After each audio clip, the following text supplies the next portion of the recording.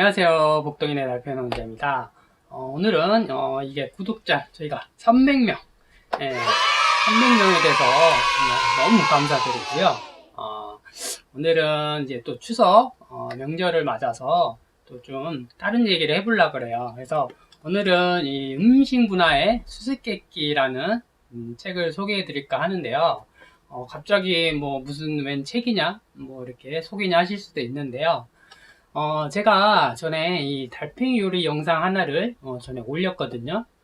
그 요리는 유튜브 이제 소양님이라고 먹방 채널을 운영하시는 분에게 달팽이 요리를 제가 제공을 해드렸어요. 그래서 좀 살아있는 달팽이도 앞에 두고 이렇게 진행을 하셨는데, 아무래도 좀 다소 자극적인 컨셉을 가져야 하니까 좀 그런 거겠죠. 그런데 이제 그걸 보고 또 어떤 분들은 이제 좀 악플을 좀 다시는 분도 있더라고요. 뭐, 잔인하다. 살아있는 달팽이를 앞에 두고 어떻게 그럴 수가 있냐. 뭐, 혐오스럽다. 뭐, 후원 받으려고 그렇게 애쓴다. 막 이렇게 좀 안 좋은 얘기를 하신 분도 계시더라고요. 근데 이제 달팽이 농장을 하는 저 입장에서는 그렇게 달팽이 요리를 소개도 해드리고 먹방도 해주신 분은 참 감사한 일인 것 같아요. 근데 아직도 우리나라에서는 이 달팽이에 대해서 편견과 선입견이 좀 아직 많은 것 같아요. 참고로 달팽이는 식용으로 사용할 수 있는 종만 100종이 넘어요. 100종. 100종이 넘고 우리가 프랑스 유명한 달팽이 요리 있죠. 그건 이제 헬릭스 포마티아 종이라는 종이고, 우리나라에서는 이제 아카티나 퓨리카라는 종을 유일하게 양식을 하고 있어요. 우리나라에서 이 달팽이 먹는 걸 꺼리는 이유는요, 이제 좀 혐오감 때문인 것 같아요. 그래서 우리가 이게 즐겨 먹는 소라, 골뱅이랑 비슷한데도 말이죠. 그럼 이렇게 비슷한데도 왜 꺼려 할 거예요? 그거 이유는 단순해요. 먹지 않아서예요. 저도 외식어 한 10여 년 종사했지만 달팽이를 요리를 쉽게 접하지는 못했어요. 이렇게 뭐 프랑스 여행 가면 달팽이 요리 한 번씩은 다 먹어보거든요. 프랑스는 이 달팽이 요리가 이렇게 보편화되어 있기 때문에 쉽게 접할 수가 있는 거죠. 그에 반해 우리나라에서는 뭐 레스토랑이나 뭐 뷔페 같은데 뭐 아니면 이렇게 접할 기회가 거의 없어요. 그렇다고 달팽이 요리 먹으러 뭐 프랑스 뭐 이렇게 이탈리아 레스토랑 이런 데를 굳이 찾아가진 않죠. 자, 그럼 여기서 이 책으로 잠깐 돌아가서요. 이 책 음식 문화의 수수께끼 저자인 이제 인류학자 마빈 해리스는 이제 혐오 음식을 이렇게 좀 설명을 하고 있어요.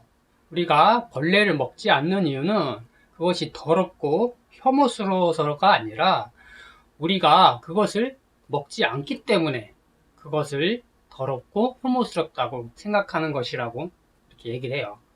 이게 무슨 소리냐? 벌레든 거미든 지렁이든 본능적으로 혐오감을 가진 사람은 없다는 것이죠. 우리는 이제 오랫동안 벌레를 먹은 사람들의 후손임을 인정해야 한다는 것이죠. 침팬지 보세요. 나뭇가지 같은 걸로 왜 보면 이렇게 개미들이 타고 올라가면 이렇게 훑어먹는 거 보신 적 있으시죠? 요즘은 이렇게 곤충 산업을 활성화시킨다고 하지만 쉽지 않잖아요. 네, 뭐 이런 근본적인 문제부터 잘 파악해야 되지 않을까 싶어요. 쉬운 예로 우리나라는 번데기를 먹으니까 그게 혐오스럽지가 않죠. 반면 번데기를 먹지 않는 나라는 상당히 혐오스러워하죠. 뭐 산낙지 뭐 이런 것도 뭐 유럽인들은 기겁을 하잖아요. 저도 개인적으로 번데기를 혐오해요. 번데기 냄새만 맡아도 막 좀 이상하게 저는 구역질이 나더라고요. 그런데 제가 혐오한다고 다른 사람이 먹는 걸 막 뭐라고 하고 이상하게 보지는 않아요. 대부분 잘 먹거든요. 그냥 내가 못 먹는 거구나 뭐 이렇게만 생각을 할 뿐이죠. 또 한 가지 예로 우리나라에서 국민 음식이라고 하는 삼겹살 있죠. 이 책에는 이 돼지고기를 혐오하는 나라가 또 나와요. 바로 이제 유대교, 뭐 이슬람교 이런 문화권이죠. 참고로 뭐 힌두교는 또 소고기를 먹질 않죠. 동물의 발굽이 굽어지거나 이렇게 되새김질하는 이렇게 반추동물 이런 것만 섭취를 한다고 해요. 그래서 뭐 고기를 아예 섭취를 하지 않는 건 아니죠. 하지만 이게 단순히 종교적인 이유 때문만은 아니에요. 경제적인 이유도 있는데 돼지의 이 식성 때문이죠. 이게 돼지는 이게 잡식성이잖아요. 먹을거리를 인간하고 경쟁을 해야 돼요. 뭐 지금 얘기는 아니죠. 그러니까 좀 많이 옛날 얘기겠죠. 뭐 먹을 게 없고 부족하던 옛날 시대에 돼지는 이것저것 잡식성인데, 반면에 염소 같은 이 대세김지라는 이렇게 반추동물이라고 하죠. 그런 거는 이제 뭐 풀이나 건초, 뭐 나뭇잎, 잎사귀 이런 것들을 먹고, 배설물은 또 비료로 이용을 하고. 근데 돼지는 아니었던 거죠. 돼지를 살찌우기 위해서는 많은 것을 먹여야 했고, 특히나 또 물도 줘야 되고. 이슬람 국가는 물이 부족한 사막 기후인데, 그들 입장에서는 돼지를 키우기에는 매우 부적합한 동물이었던 거죠. 그리고 또 이 책에서는 개고기를 즐기는 사람들이라는 이제 소제목으로 개고기에 대해서도 이제 언급을 다루는데요. 우리나라에서도 뭐 이렇게 개고기에 대해서 뭐 찬성 반대 이런 논란이 꽤 많죠.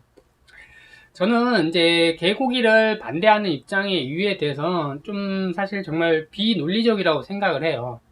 그들이 이제 또 반대하는 이유는 개는 또 반려동물이다, 뭐 우리의 친구다, 뭐 비위생적인 뭐 개 농장도 나오고 막 잔인하게 막 도축하는 것도 보여주고, 뭐 이런 것도 이제 이유는 어느 정도 이렇게 내기는 하는데, 다른 동물, 돼지, 뭐 토끼, 또 뭐 애완용으로 다 안 키우나요? 그들 입장에서는 되게 뭐 혐오스러운 게 될 수도 있는 거죠. 그리고 뭐 개는 육식을 안 하나요? 뭐 개한테도, 저도 강아지 키워봤지만 뭐 좋은 거 준다고 막 생식도 시키잖아요. 좀 아이러니한 것 같아요. 아무튼 이제 책 내용으로 잠깐 다시 돌아가서, 개고기를 즐기는 사람들에게 전 우리나라가 나올 줄 알았는데 아니더라고요. 그것도 괜히 안 나오니까 좀 섭섭하더라고요. 네. 그래서 이 개고기를 즐기는 주요 세 집단인 타이틴, 뭐 하와이인, 그리고 뭐 뉴질랜드인 마오리족, 뭐 이렇게 소개를 해요. 그래서 폴리네시아에서 개는 뭐 이렇게 신과 나누어 먹어야 될 정도로 좋은 음식이었다고 이렇게 나와요. 그래서 뭐 특히 아오리족 뭐 그래 가진 유일한 가축이 또 개였기도 하고요. 지금은 이제 흔하게 생각하는 뭐 닭고기지만, 그 당시 그들에게는 닭은 이렇게 뭐 벌레나 뭐 곡식을 먹고 사는데, 뭐 곡식도 부족하고 없는데 닭고기는 개고기보다 훨씬 희귀한 먹기가 됐던 거죠. 당연히 돼지는 더 키우기, 아까 말씀드린 대로 좀 부적합했을 테고, 좀 사치스러운 이런 고기가 돼버린 거죠. 그래서 우리나라도 이 개고기를 먹게 된 이유도 좀 비슷하지 않나 해요. 사실 우리나라도 오래전에 뭐 수십 년 전만 해도 정말 먹기 살기 좀 어려웠던 시대가 많았잖아요. 뭐 소 같은 경우는 한 집안에 뭐 재산이었고, 근데 소고기를 먹을 수 있겠어요? 상상도 못했겠죠. 닭은 또 달걀을 낳아야 되고, 또 달걀 가치가 중요했었거든요. 그러니까 말 같은 경우는 교통수단이었고, 그 중에 이제 어쩜 이제 그나마 보신용으로 단백질을 보충할 수 있는 고기가 개였던 거죠. 반대로 이게 유럽과 미국에 뭐 개 애호가들도 많은데, 그들보다 더 개고기를 기피하고 좀 혐오하는 또 사람들이 있다고 이 책에 또 소개를 해주더라고요. 뭐 이게 또 캐나다 북서쪽에 뭐 북극 뭐 인디언들인데요. 뭐 그들은 이렇게 긴 여행을 하거나 뭐 이렇게 사냥을 하는 데 있어서 개는 아주 좀 필수적이었다고 해요. 그래서 한 사람당 뭐 거의 3마리꼴을 뭐 키웠는데, 그래도 이제 그들은 이렇게 정말 이렇게 좀 또 늙고 뭐 병들고 하면 거의 이렇게 동료들하고 거의 같은 비슷한 취급을 했다고 해요. 그래서 만약에 이제 병들고 이제 좀 쓸모없게 되면 이제 개를 이제 죽이는 것조차도 너무 싫어서 돈을 지불하고 좀 죽이도록 했다고 해요. 근데 뭐 이러한 이제 제한조차도 뭐 이렇게 종종 거부당하는 일이 많았다고 해요. 그래서 내가 강아지를 키우니까, 또는 달팽이를 키우니까 키우는 거를 먹으라고 하는 건 아니에요. 키우지 않는 사람들 입장에서는 얼마든지 충분히 먹을 수 있다는 거죠. 그걸 가지고 혐오스럽다, 뭐 좀 토 나온다, 어떻게 저걸 먹느냐 비판하면 안 돼요. 본인이 먹고 있는 거 한번 생각해 보세요. 본인이 먹는 것 중 어떠한 것은 다른 사람은 혐오하고 있을 테니까요. 이렇게 이제 음식 문화의 모든 것은 각자의 이 생태적, 지리적 조건에 따라 최대한 이렇게 적응한 결과일 뿐이다. 음식 문화, 식습관은 계속 변화하고 있어요. 한 문화의 식습관이 다른 문화의 식습관을 재는 이 자가 될 수는 없어요. 지금은 이게 간단한 유튜브 검색만으로도 지구상의 모든 문화가 점점 긴밀해지는 그런 시대잖아요.